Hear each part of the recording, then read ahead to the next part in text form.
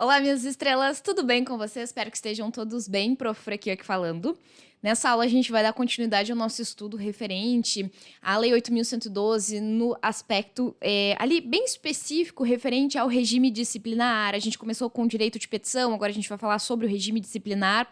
E nós vamos iniciar, na verdade, o regime disciplinar aqui nesse momento e vão ser vários vídeos na sequência tratando sobre o regime disciplinar. Bem, primeiro ponto, lá dentro da Lei 8.112, a gente precisa compreender quem é que pode ser indiciado e o que também é esse regime disciplinar, né? O regime disciplinar, então, ele é o capítulo dentro da Lei 8.112 que vai trabalhar com a norma, que vai trazer a norma, um regramento específico para que um servidor público ele possa ser responsabilizado por conta de uma transgressão administrativa que ele tenha praticado. Imaginem vocês, um servidor público comete um ato de improbidade administrativa. Além dele responder pela lei de improbidade administrativa, esse servidor público também pode ser penalizado administrativamente. É isso que a gente precisa entender. E lá dentro da Lei 8.112, a gente vai ter alguns pontos específicos, bem importantes e introdutórios sobre o regime disciplinar que eu vou começar a explicar agora para vocês. Vamos lá. Olha só. Primeiro, quem é que pode ser indiciado? Qualquer servidor público, e aqui como estamos falando sobre a Lei 8.112, a gente está estudando servidores públicos federais, né? Tanto da União quanto das autarquias federais e também das fundações públicas federais. Bem, qualquer servidor, primeiro, que não cumprir com seus deveres. Quais deveres? Eu quero que você faça a leitura completinha ali do artigo 116 da Lei 8.112. Pausa esse vídeo agora, faz a leitura completa. Fazer a leitura por onde, professora? Eu sempre indico para vocês estudarem pelo site do Planalto, porque é o site governamental que vai trazer sempre a legislação mais atualizada.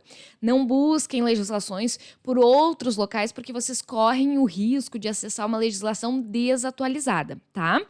Combinado? Então, sempre lá pelo site do Planalto. Se jogar no Google ali, por exemplo, joga ali Lei 8.112 mais Planalto. Perfeito. Provavelmente o primeiro link que vai aparecer na sua pesquisa ali é direitinho o site do Planalto e especificamente a Lei 8.112, tá? Então, é importante ter esse cuidado. E voltando aqui, então, em quem pode ser indiciado por conta de uma transgressão. Então, vamos lá, ó. O artigo 116 você vai fazer a leitura, por quê? Porque ele vai falar sobre os deveres do servidor público. Então, o que significa dizer? Quando eu tenho um servidor público federal, que aqui a gente está numa lei infraconstitucional federal, que ele não cumpre com os seus deveres, ele pode sofrer uma sanção. E é sobre isso que se estuda o regime, no regime disciplinar, sobre as sanções, a possibilidade da administração pública de penalizar um servidor porque ele não cumpriu com seus deveres, porque ele atuou dentro das proibições elencadas pelo artigo 117. Não preciso nem voltar a dizer a você que é necessária a leitura do artigo 117 também, né? Então, ele vai trazer especificamente as proibições.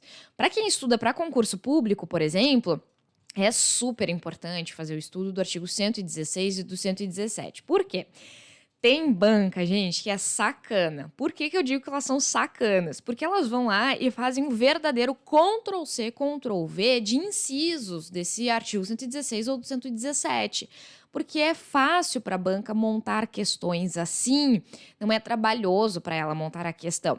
Muito embora eu, Fran, não goste deste tipo de questão, que eu acho que ela não testa conhecimento, né? Ela testa quem conseguiu decorar mais artigos, enfim, do edital, do rol de conteúdos do edital, mas é uma situação que cai, é uma situação que você precisa enfrentar.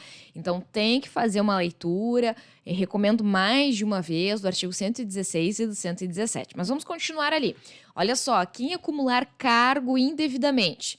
Vejamos, quando se estuda agentes públicos no direito administrativo, tem um tópico específico que é o acúmulo de cargos. A regra geral é que não é possível um servidor ele acumular cargos. Essa é a regra geral, né? Mas a Constituição Federal ela vai trazer possibilidades de exceções. Então, são situações excepcionais que permitem o acúmulo de cargos. Por exemplo, só lembrando vocês, 2 cargos de professor. É possível, 2 cargos públicos, né? Estamos falando aqui de cargos ou empregos públicos. E somado à Lei 8.112, cargo público especificamente aqui. Bom, então, se um servidor ele acumular cargos de uma forma indevida, ele vai responder também dentro do regime disciplinar por um processo administrativo, é um processo administrativo específico, ainda não é o PAD mesmo, é um processo administrativo sumário chamado, tem alguns artiguinhos ali dentro da Lei 8.112, poucos artigos que vão tratar sobre isso, mas aí é assunto para outro vídeo, ok? Mas o que eu quero que vocês entendam é que dentro do regime disciplinar, se eu acumular cargos de forma indevida e eu sou servidora pública, eu tenho a possibilidade de sofrer uma penalização também, tá? E aí nós temos ainda que é muito importante, né, que tenha o cuidado de, dentro do procedimento, haja a garantia do direito constitucional de ampla defesa e contraditório. Então, se eu tenho um servidor público que não cumpriu com um dos seus deveres, ou cometeu uma daquelas proibições elencadas pelo artigo 117, ou acumulou cargo indevidamente, o que vai acontecer com ele? Ele vai poder sofrer uma penalidade, sim, realmente, inclusive se é ato vinculado, o dever da administração pública é de penalizá-lo. Entretanto, eu preciso garantir o direito de defesa para ele.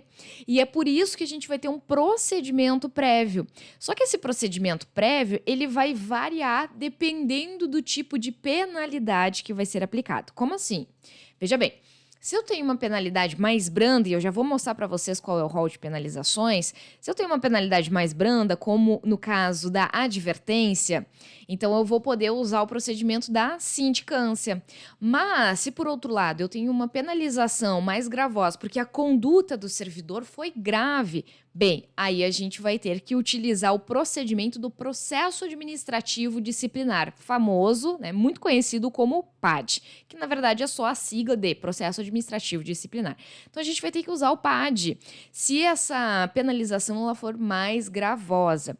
E ainda, se for uma situação de inassiduidade, se for uma situação de acúmulo indevido de cargos, usaremos ainda outro procedimento, muito similar ao PAD, mas ele é chamado de processo administrativo sumário. Bem, vamos entender neste momento quais são essas penalidades. Eu já disse duas para vocês, mas a gente tem mais penalidades. Elas estão elencadas aqui no artigo 127 da Lei 8.112 e as penalidades disciplinares vão ser a advertência, a suspensão. A advertência, ela é como se fosse uma chamada de atenção, né? É uma notificação para o servidor público que ele cometeu alguma transgressão. Só que, lógico, a advertência, ela é a mais branda, então ela é para situações não gravosas, né? Não tão graves. Uma situação de um atraso do servidor, ele não atrasa com frequência, mas naquela semana ele atrasou, e aí a gente pode estar aplicando, então, a advertência.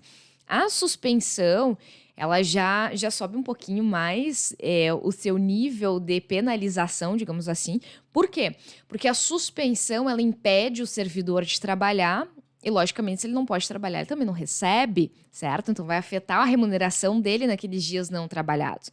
E aí, logo mais, eu já vou falar com vocês sobre o tempo dessa suspensão. Nós temos a demissão.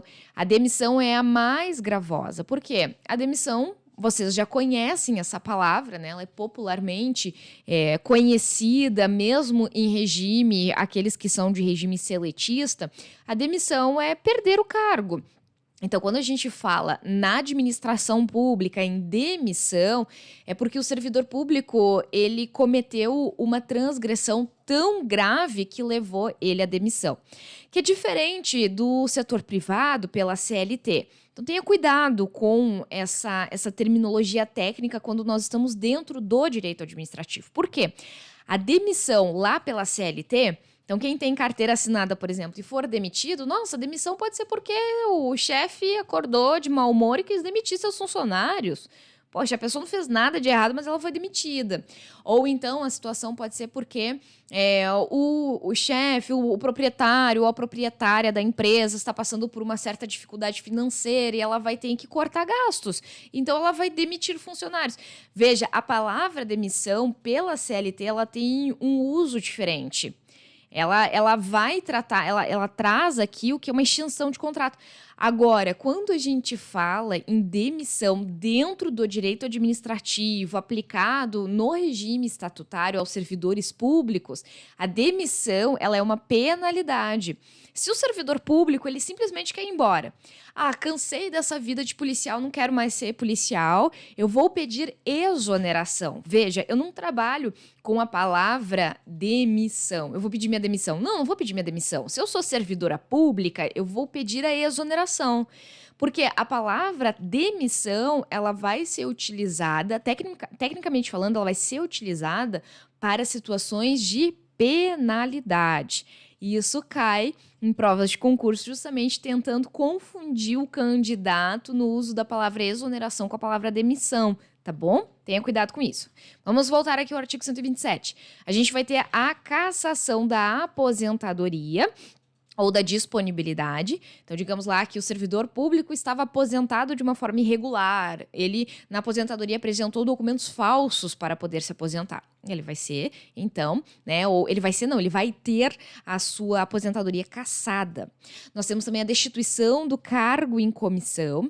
A destituição do cargo em comissão é retirada do servidor do cargo DCC e a destituição da função comissionada também é possível. São essas sanções que poderão ser aplicadas. Nos estatutos estaduais ou municipais, a gente pode ter outras formas de penalização também, sim. Mas aqui a gente está estudando a Lei 8.112, então a gente vai focar nessas penalizações. Bem, agora alguns detalhamentos importantes que vão ser dessa aula aqui e tem outras questões de procedimento que a gente vai ver em aulas sequentes. Vamos lá. Quando a gente fala na advertência, a advertência ela precisa ser aplicada por escrito. Tá? Ela precisa, e ela vai ser aplicada especificamente para as transgressões do artigo 117, do inciso 1 ao inciso 8º.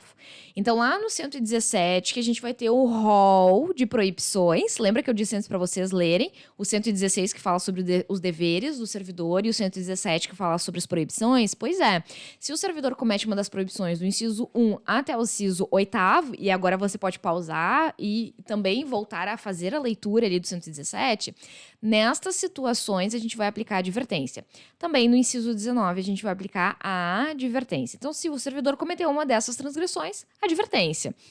Bom, no caso da suspensão, ela não pode exceder o prazo máximo de 90 dias, segundo o artigo 130. Perceba, não há prazo mínimo para a suspensão na Lei 8.112. Há prazo máximo de 90 dias. E aí, gente, um cuidado que a gente precisa ter é o seguinte: a advertência e a suspensão até 30 dias podem ser aplicadas por meio de sindicância. Lembra que antes eu disse para vocês que a gente vai ter procedimentos diferentes na Lei 8.112? Tem a sindicância, tem o PAD, tem o processo administrativo sumário, né? Pois então, a sindicância, que é um dos procedimentos, ela pode ser utilizada para a advertência e para a suspensão até 30 dias. Se for, digamos lá, que foi instaurada a sindicância, mas aí se percebeu que a transgressão era mais grave do que se realmente acreditava, bom, aí essa sindicância vai ter que resultar na instauração do PAD para poder aplicar, por exemplo, uma suspensão de 45 dias. Tá, mas e professora, como que eu vou saber quantos dias de suspensão? Bom, depende da conduta desse servidor. Então, vai ser avaliada a conduta, o dano, a consumação, a reincidência, vários aspectos serão avaliados para dosar esse período de suspensão dele. A única coisa que nós vamos ter que cuidar agora é o quê? Que se for até 30 dias, pode ser através da sindicância, mas se for mais de 30 dias, precisa da instauração do PAD. Outro ponto, que se um servidor público ele é notificado para fazer uma inspeção médica determinada pela autoridade judiciária e ele se nega a fazer, ele se recusa de uma forma injustificada, isso também causa suspensão. Então, veja, isso não é uma proibição que está elencada no artigo 117, mas o 130, parágrafo 1º, vai trazer isso. Se o servidor ele é chamado, então, para fazer algum exame e ele, injustificadamente, ele se recusa a fazê-lo, 15 dias de suspensão poderão ser aplicadas a ele, segundo ali o artigo 130, parágrafo 1º. Cessão dos efeitos da penalidade se ele cumprir com a determinação, né? Então, a gente para com a suspensão se eventualmente esse servidor foi lá, né, e cumpre com a obrigação dele de fazer a inspeção médica, enfim, que foi determinada. Bom, continuando aqui outros pontos importantes, tá? Quando a administração pública, ela aplica a suspensão, vou falar especificamente na penalidade de suspensão agora, a administração pública, por conveniência, ou seja, é um ato discricionário, poderá reverter esta suspensão, convertê-la, a palavra técnica que vai ser trabalhada lá dentro da Lei 8.112 é conversão. Ela vai poder converter esta suspensão em multa de 50, com uma base de 50% do valor do vencimento ou da remuneração desse servidor. O que significa isso? Imaginem vocês que dentro de um setor, uma repartição, um órgão público da administração, eu tenho lá, digamos que um só servidor.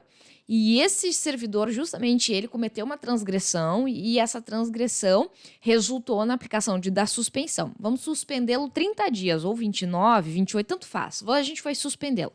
Só que a administração pública, ela se vê numa situação um pouco difícil. Por quê? Poxa, ele cometeu uma transgressão, eu tenho o dever, ato vinculado, de aplicar sanção para ele. Entretanto, se esse servidor público não trabalhar, isso vai repercutir num atraso, né, nas demandas da administração pública. Isso vai ser ruim, então, para o serviço público. A administração pública, nessa lógica, ela poderá, reforço o ato discricionário, converter esta suspensão dele em multa. No seguinte sentido, a suspensão proibiria o servidor, então, de trabalhar durante aquele período e ele também não receberia, né, por conta desses dias não trabalhados.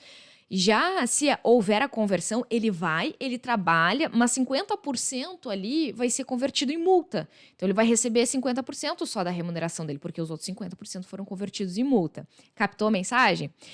Só que tem que observar o seguinte: o servidor ele não vai ter direito subjetivo a essa conversão. Por quê? Porque a administração está diante de um ato discricionário. A lei disse que que a administração poderá fazer essa conversão, então não está obrigada, certo? Cuidado com isso, não há direito subjetivo aqui. Seguindo, quando a gente tem essas situações de transgressão de um servidor, isso vai gerar uma anotação, um registro no seu prontuário individual. Cada servidor público tem o seu prontuário individual. E isso gera um registro ali. Então, a gente vai escrever no histórico desse servidor público, né? Ele cometeu transgressão, e aí respondeu por um PAD, e o PAD resultou na aplicação da suspensão, ou enfim, resultou aí na aplicação da advertência, etc e tal. Isso vai nesse registro, né? Isso é registrado. Mas nós temos um prazo no artigo 131 de cancelamento desse registro. Então, essa situação não fica para sempre na história desse servidor público na administração, né? Não vai ficar para sempre ali no registro. O que vai dizer o artigo 131? Que a gente vai ter um prazo de cancelamento de registro dessa situação. Qual é este prazo? Bom, o artigo 131 ele vai dizer assim, 3 anos, tá? Quando a gente estiver falando de uma situação de advertência. Então, 3 anos para cancelamento, né, do registro da advertência e 5 anos para cancelamento se for suspensão à penalidade aplicada. 3 anos se for advertência, depois que passou 3 anos da advertência, a gente cancela esse registro. E 5 anos quando estivermos falando da suspensão. Ainda, por fim, para a gente terminar esse vídeo aqui, eu quero fazer o indicativo de leitura para vocês também do artigo 132. Por quê? O artigo 132 ele vai trazer o rol de situações que levam à demissão. Então, a gente falou, né, 3 artigos que eu pedi para vocês fazerem a leitura. O artigo 116, que vai falar sobre os deveres do servidor, o 117, que vai falar sobre as proibições, e agora o 132, que vai falar sobre situações que levam à demissão do servidor público, tá bom? No próximo vídeo, a gente vai falar sobre prescrição da possibilidade de penalizar o servidor, tá bem? Mas aí no próximo vídeo. Espero que vocês tenham gostado desse aqui. Se vocês gostaram, deixem um comentário, um like, para eu saber que vocês estão curtindo. Deixo aqui meu abraço apertado para vocês também e até mais, gente. Tchau, tchau.